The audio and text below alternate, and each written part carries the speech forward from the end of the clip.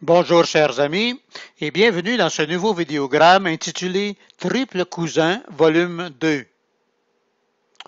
Eh bien oui, c'est le deuxième vidéo qui porte le même titre, Triple Cousin. Il faut croire que le premier a eu un certain succès. D'ailleurs, si vous ne l'avez pas déjà visionné, nous vous invitons à le faire car il constitue une excellente préparation pour aborder celui-ci. Non seulement vous connaîtrez les liens paternels et maternels de Léo Lefebvre, mais vous saurez comment utiliser le module 16 pour découvrir les liens qui relient les individus entre eux dans vos propres fichiers. Aujourd'hui, donc, nous abordons le troisième lien qui me relie d'encore plus près à Léo Lefebvre. Il s'agit évidemment de la famille de Marthe Boulay, ma cousine germaine.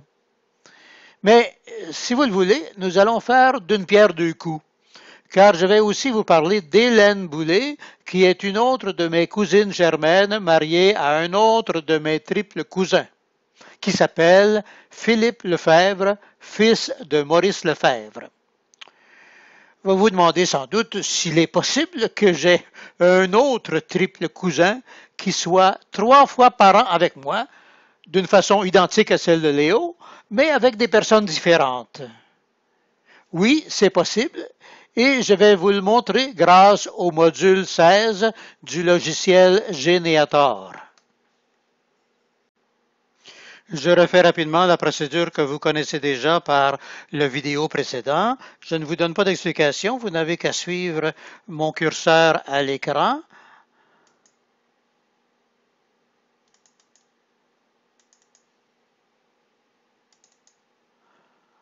Donc, le nom de Léo apparaît déjà en tant qu'individu numéro 1. Il me reste à choisir l'individu numéro 2 et je choisis mon propre nom. C'est très facile.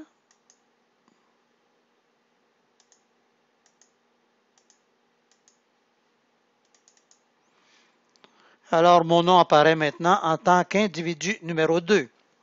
Alors, vous vous souvenez que dans le vidéo précédent, nous avons étudié la section A, qui est celle de la famille propre des deux individus. Mais cette fois-ci, nous allons étudier la section B, qui est la section de la famille du conjoint ou de la conjointe de l'individu numéro 1. Je clique sur ce bouton, on m'offre le choix entre deux formats.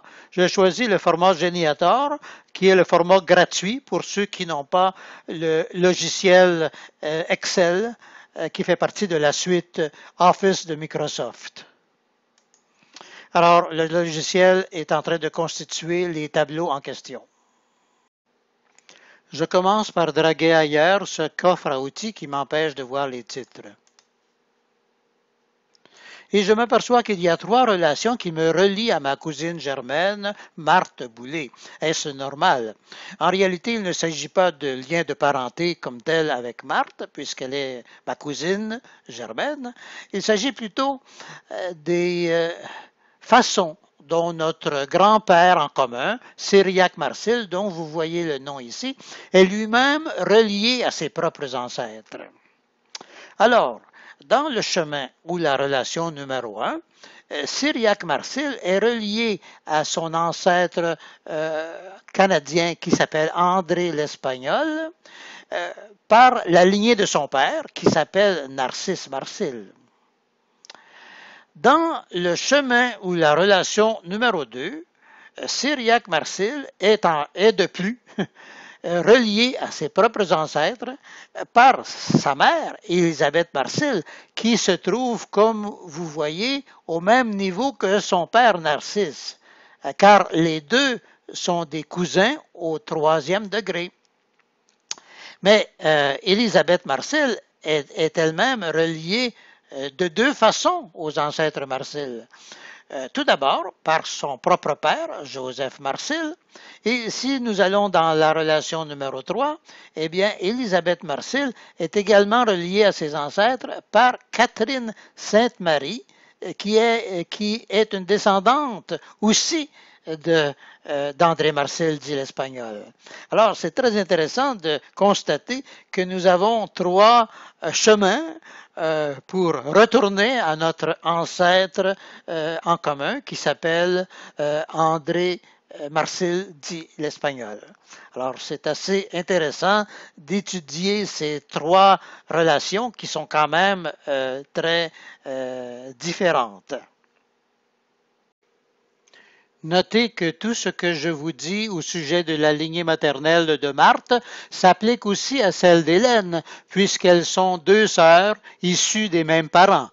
Je vous montrerai donc le même tableau tripartite avec Hélène et Philippe Lefebvre tout à l'heure. Commençons par identifier les noms des personnes qui se trouvent dans le chemin ou la relation numéro 1. Alors, vous reconnaissez le nom de Marthe Boulay, écrit en rouge ici, et vous voyez que le nom de Léo Lefebvre est passé du côté des conjoints. Sur la même ligne, vous voyez mon propre nom, Serge Lefebvre, et vous voyez que je suis le cousin germain de Marthe. Au-dessus, nous avons le niveau de la fratrie.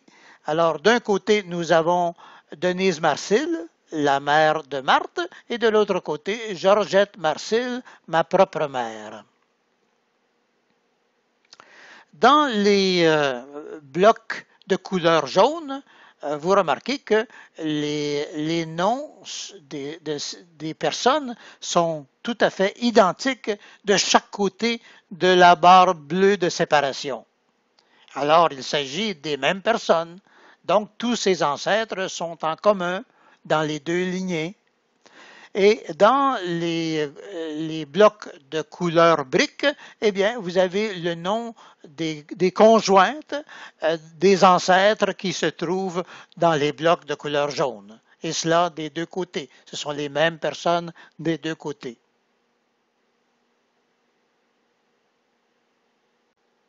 Je ne vous dis qu'un seul mot au sujet de chacun de nos ancêtres en commun, afin que vous ayez au moins une petite idée de leur profil. Malgré leur orthographe un peu spéciale, les deux premiers noms se prononçaient Marcil et non pas à l'espagnol, car ces gens venaient de la Belgique avant de passer au nord de la France. Le premier s'appelait Jehan, qui est une ancienne orthographe pour Jean, et parmi ses fils, l'un s'appelait Gilbert. Il était meunier de profession ainsi que ses frères. C'est donc le troisième fils du deuxième mariage de Gilbert, qui s'appelait André, qui émigra en Nouvelle-France et y fonda sa famille après avoir épousé une fille de roi du nom de Marie-Marguerite Lefebvre. Il avait un surnom, on l'appelait André Marcil dit l'Espagnol, à cause du fait qu'il était originaire de la ville de Saint-Omer en Artois, qui appartenait encore à l'Espagne à ce moment-là, avant d'être plus tard rétrocédé à la France. Le troisième fils d'André, du nom de Charles Marcil, parfois appelé Marseillais à cause d'une originalité bizarre du curé, a été l'ancêtre de notre propre lignée familiale. Avec son épouse Romaine Gervais et ses enfants, ce dernier a vécu sur des terres situées aux environs de l'actuelle ville de Saint-Lambert. Les descendants suivants ont habité Longueuil avec leur famille.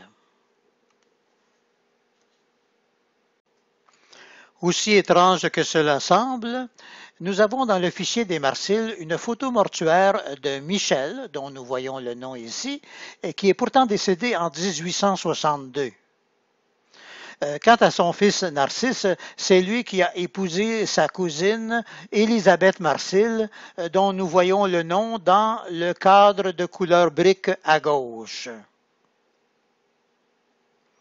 Le mariage a eu lieu le 28 septembre 1840 à Longueuil.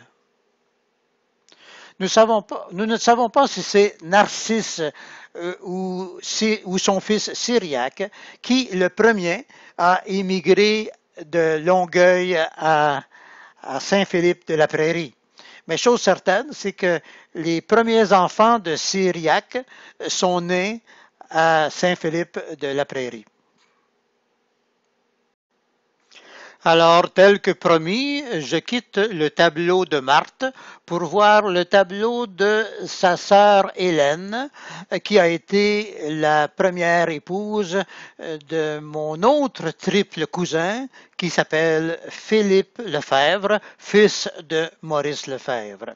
Alors, à cet effet, je vais donc changer l'individu numéro 1 et je vais cliquer donc sur le bouton bleu et je vais trouver Philippe Lefebvre. Alors, Lefebvre, Philippe.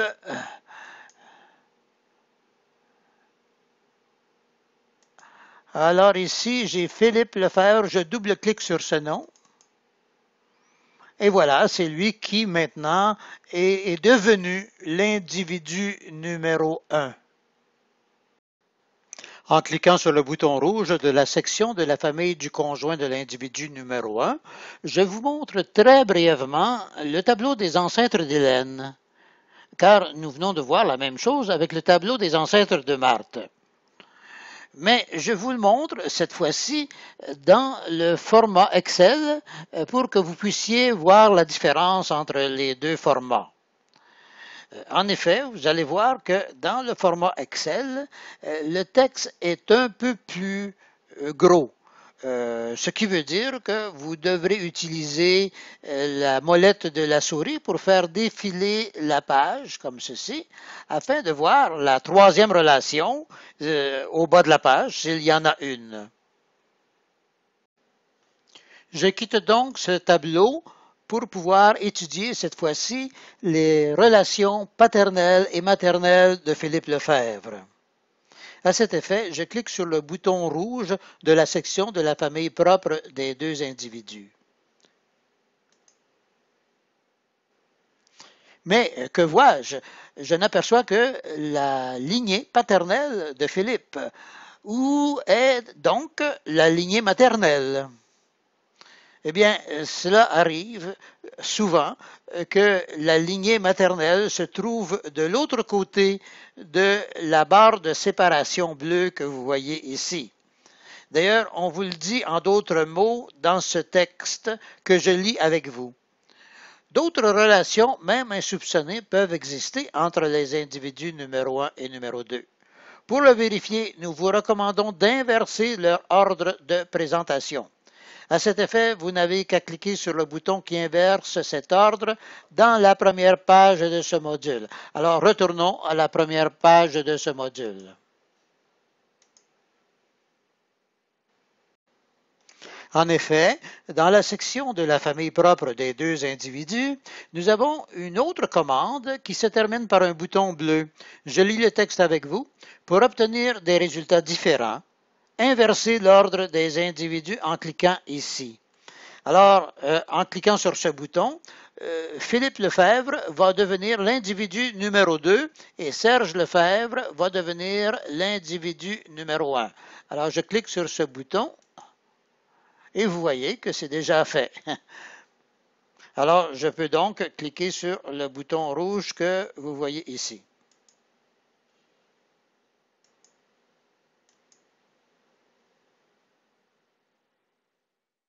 Alors voilà, nous avons maintenant nos deux relations qui apparaissent à l'écran. Commençons par le tableau du haut. Vous apercevez le nom de Serge et le nom de Philippe écrits en rouge au bas des listes de chaque côté de la barre bleue de séparation. Et vous commencez à connaître ma propre lignée familiale qui comprend mon père Hermas, mon grand-père Lorenzo, mon arrière-grand-père Isaïe, ainsi que les trois Pierres, en commençant par le célèbre capitaine Pierre Lefebvre, marié à Marie-Joseph de Dupuis, dont nous apercevons le nom ici, en dehors de le bloc de couleur brique, ce qui veut dire qu'elle n'est pas commune aux deux lignées de chaque côté de la barre bleue de séparation.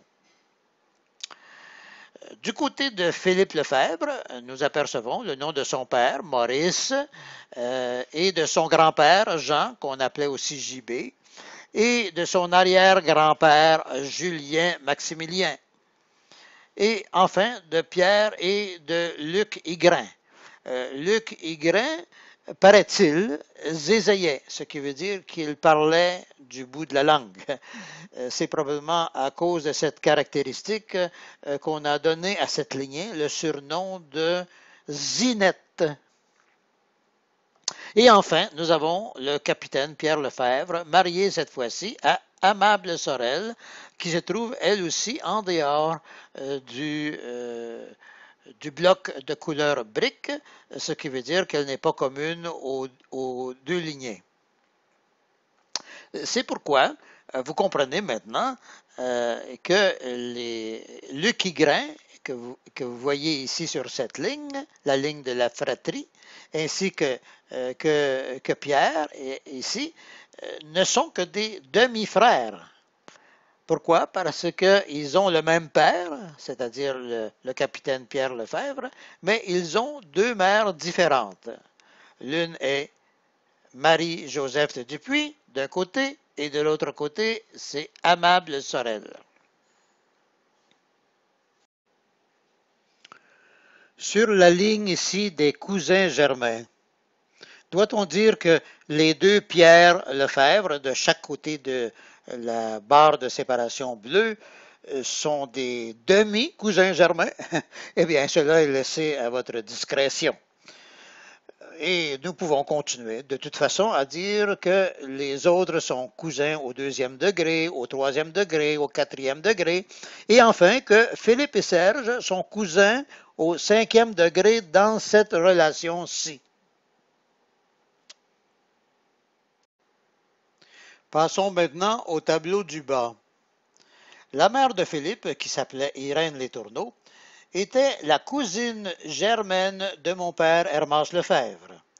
Et sa grand-mère, Esmeralda Lefebvre, au niveau de la fratrie, était la sœur de mon grand-père Lorenzo. Alors, Philippe est donc mon cousin au deuxième degré, ce qui est quand même une relation très proche, d'autant plus qu'il est mon cousin par alliance en tant que l'époux de ma cousine germaine, Hélène Boulay. Les deux blocs jaunes qui contiennent nos ancêtres en commun sont donc très importants dans cette relation. Il ne reste pas beaucoup de personnes en dehors de ces deux blocs qui ne sont pas communs aux deux lignées.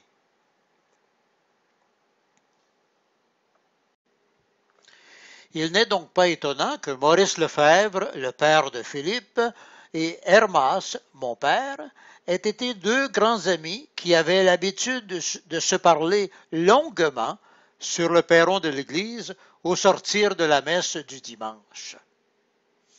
Rien d'étonnant non plus à ce que Maurice ait fréquenté Irène Letourneau, puisqu'elle était la cousine germaine de mon père. D'ailleurs, il paraît que les parents de Philippe et les miens ont souvent sorti ensemble durant leur fréquentation. Rien d'étonnant non plus à ce que, plus tard, Maurice ait acheté la terre et la maison de mon grand-père, Cyriaque Marcil, dans le rang de La Branche à Saint-Constant, car c'était une propriété qu'il connaissait bien à cause des nombreuses fêtes auxquelles il avait participé. Cette propriété appartient maintenant à René Lefebvre, le frère jumeau de Philippe, qui est également mon cousin, mais par deux relations seulement, sauf si je découvre des liens qui me relient à son épouse Mariette Thibert, ce qui n'est pas impossible, car le monde dans lequel nous vivons est rempli d'agréables surprises. Un fait digne de mention, et cela est vraiment exceptionnel, c'est que les deux frères jumeaux, René et Philippe, sont nés à 7 heures d'intervalle. À ce sujet, notez que Généator tient compte de l'heure des naissances, ce qui vous permettra peut-être de découvrir pourquoi René et Philippe ont eu des carrières différentes. L'un a été un grand cultivateur, l'autre un grand ingénieur. De plus, si vous détenez la signature ADN de certains individus de vos fichiers, selon la nouvelle tendance à la mode, vous pourrez la conserver dans le carnet universel du logiciel Geneator.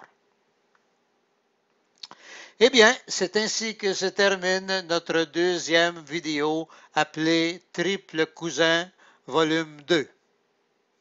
Ayant utilisé comme exemple les cas de deux de mes propres cousins, on ne peut pas me reprocher d'avoir créé des exemples théoriques ou fictifs qui n'ont rien de commun avec la réalité. C'est un fait que beaucoup de liens de parenté existent entre les gens sans qu'on en ait connaissance.